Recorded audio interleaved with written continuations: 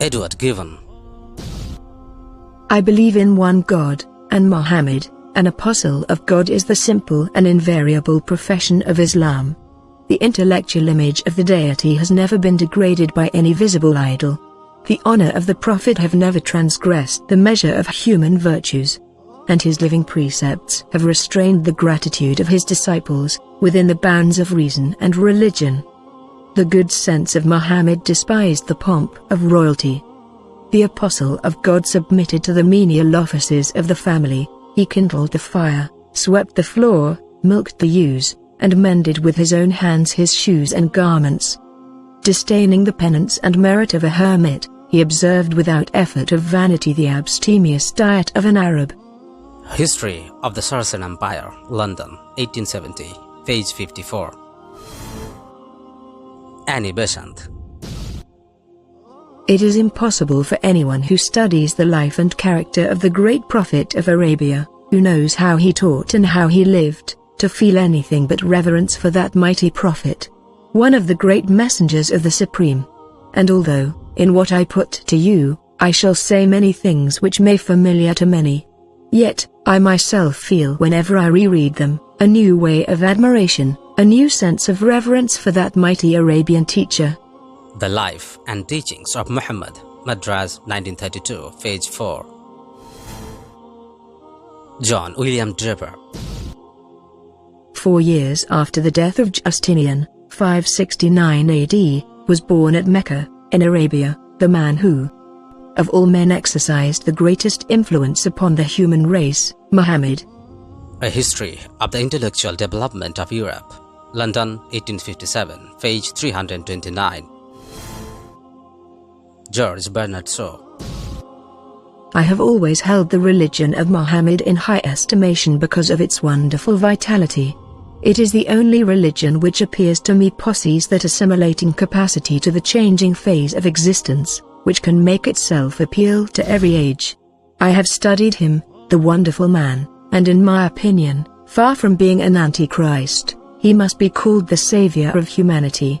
I believe that, if a man like him were to assume the dictatorship of the modern world, he would succeed in solving its problems in a way that would bring it much needed peace and happiness. I have prophesied about the faith of Muhammad, that it would be acceptable to the Europe of tomorrow, as it is beginning to be acceptable to the Europe today. The Genuine Islam, Volume 1, number 81936. Bosworth Smith.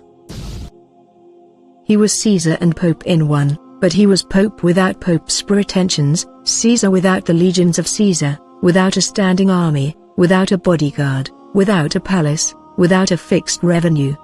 If ever any man had the right to say that he ruled by a right divine, it was Muhammad, for he had all the power without instruments, and without its support, he cared not for dressing of power. The simplicity of his private life was in keeping with his public life. Muhammad and Mohammedanism, London, 1874, page 92. Alphonse de Lamartine.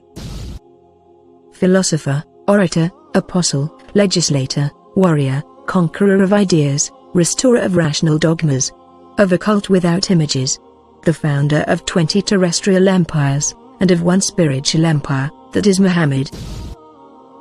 The most famous men created arms, laws, and empires only. This man moved not only armies, legislations, empires, peoples, dynasties, but millions of men in 1/3 of the then inhabited world, and more than that, he moved the altars, the gods, the religions, the ideas, the beliefs and the souls.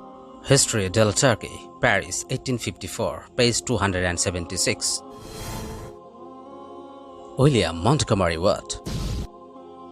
His readiness to undergo persecution for his beliefs, the high moral character of the men who believed in him, and looked up to him as a leader, and the greatness of his ultimate achievement, all argue his fundamental integrity. To suppose Muhammad an impostor raises more problems than it solves.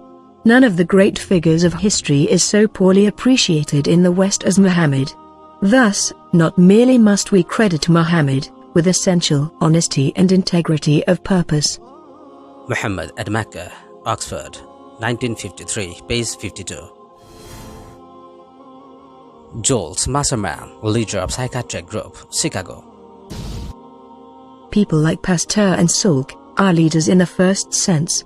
People like Gandhi and Confucius, on one hand, and Alexander, Caesar and Hitler on the other, are leaders in the second and perhaps the third sense. Jesus and Buddha belong in the third category alone. Perhaps the greatest leader of all times was Muhammad, who combined all three functions. To a lesser degree, Moses did the same. K.S. Ramakrishna Rao, Professor of Philosophy. The personality of Muhammad, it is most difficult to get into the whole truth of it. There is Muhammad the prophet. There is Muhammad the warrior, Muhammad the businessman, Muhammad the statesman, Muhammad the orator, Muhammad the reformer, Muhammad the refuge of orphans, Muhammad the protector of slaves, Muhammad the emancipator of women, Muhammad the judge, Muhammad the saint. Thomas Carlyle. The lies, Western slander, which well-meaning zeal has heaped round this man are disgraceful to ourselves only, a silent gresol, one of that, who cannot, but be earnest. He was to kindle the world's maker had ordered so. Washington Irving. In his private dealings he was just. He treated friends and strangers, rich and poor, the powerful and weak, with equity, and was beloved by the common people for the affability with which he received them, and listened to their complaints. His military triumphs awakened no pride nor vainglory, as they would have done, had they been effected for selfish purposes. In the time of his greatest power, he maintained the same simplicity of manners and appearance, as in the days of his adversity. Rodwell.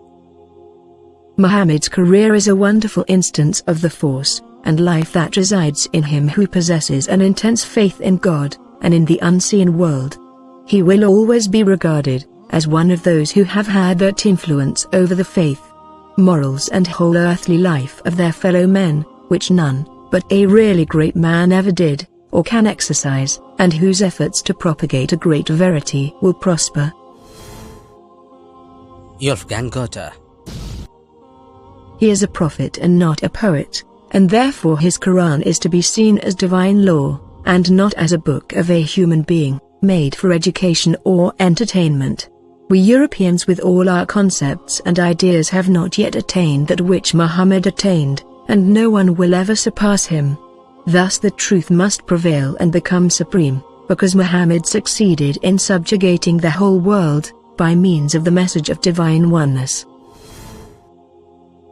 Divan Chand Sharma. Muhammad was the soul of kindness, and his influence was felt and never forgotten. Muhammad, peace and blessings be upon him, was a man with a noble mission, which was to unite humanity on the worship of one, and only one God, and to teach them the way to an honest and upright living based on the commands of God. He always described himself as a servant and messenger of God, and so indeed every action of his proclaimed to be. The Prophets of the East, Calcutta, 1935, page 22.